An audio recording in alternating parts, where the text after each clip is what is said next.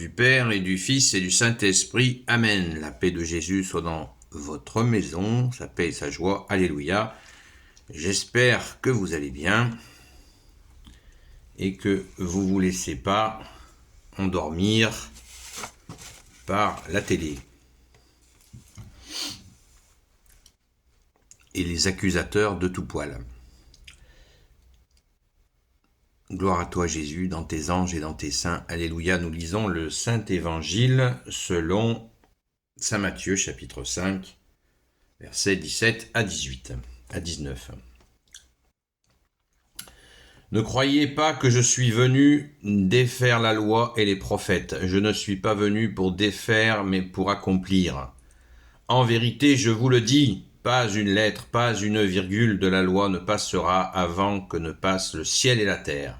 Tout s'accomplira.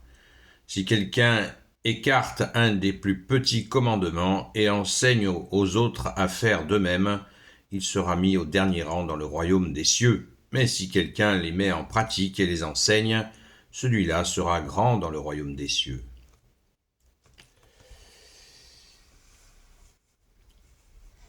Au verset 20, Jésus, je vous le dis, si votre idéal de perfection ne dépasse pas celui des maîtres de la loi et des pharisiens, vous ne pourrez pas entrer dans le royaume des cieux.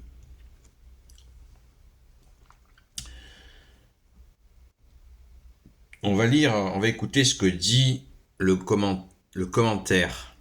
Nous sommes bien sur la lecture de la Bible des peuples, Bible catholique. Une Bible qui fut recommandée par le cardinal Ratzinger, à l'époque, qui était le bras droit de Saint Jean-Paul II, et qui est devenu le pape Benoît XVI. Ici commence la présentation de la loi nouvelle. Dès le début, Jésus parle en maître. Sa vocation est de reprendre et de retourner les certitudes acquises comme Dieu seul sait le faire. La loi et les prophètes, c'était une manière de désigner toute la Bible. Toute la loi doit s'accomplir. Le texte emploie un verbe qui signifie achever, compléter. En un mot, tout ce qui termine, Jésus n'est pas venu pour qu'on observe mieux les lois de l'Ancien Testament, mais pour inaugurer des relations définitives avec Dieu. Il remplace une religion où tout était en marche, une histoire sainte qui reflétait la sage et patiente pédagogie de Dieu. Maintenant, on arrive au terme. Dieu a envoyé au monde le Fils pour que tous découvrent le Père. Jésus nous met en garde contre la tentation de facilité. Beaucoup pourraient mal interpréter ces paroles et dire « tant mieux, la religion devient facile ».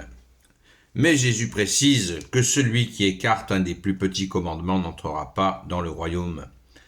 Jésus montre l'esprit de la loi et ceux qui se sont déjà soumis à une loi.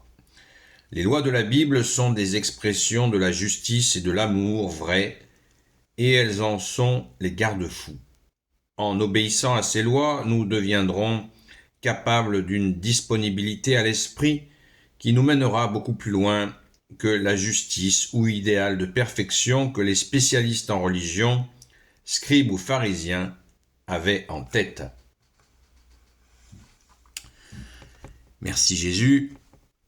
C'est tout à fait ça, l'accomplissement. D'ailleurs, Jésus tu nous donnes 2 commandements supérieurs, précisés comme tels. Hein, c'est pas moi qui le rajoute.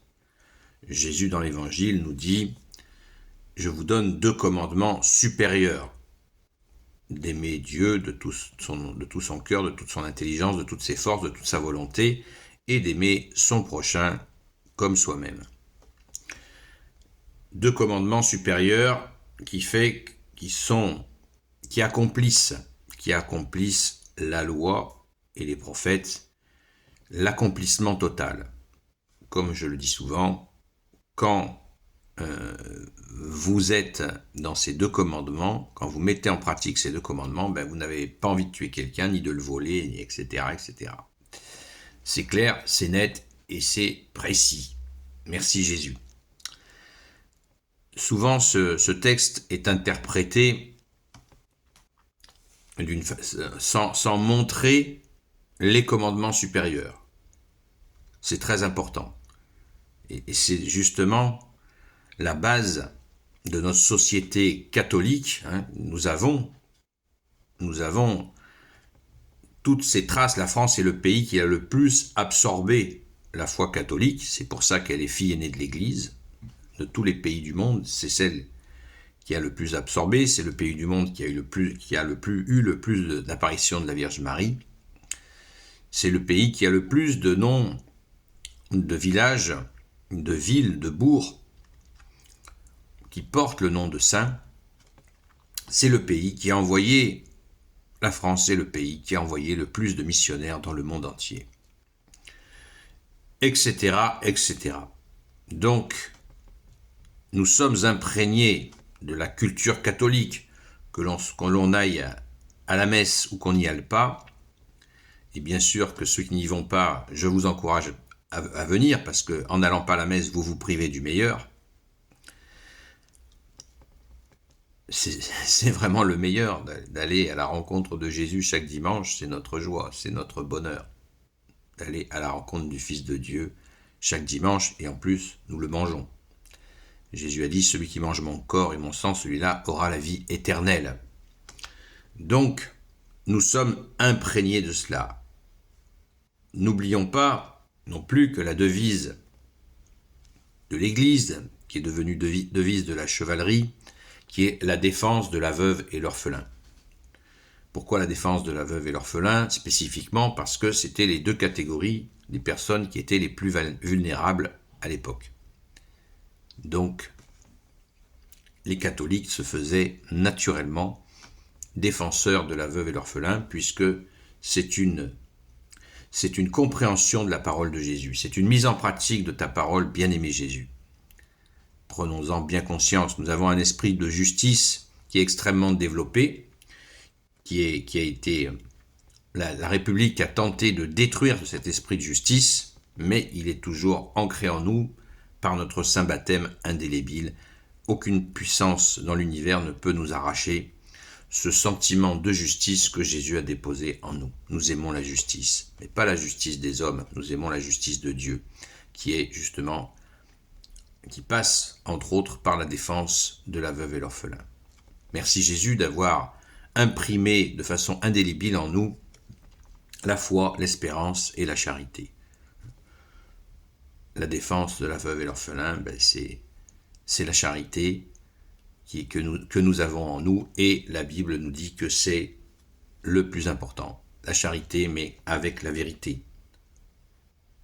Pas de charité sans vérité. Là où est le piège, où des petits malins se faufilent, c'est qu'ils demandent la charité alors qu'ils n'en ont pas besoin.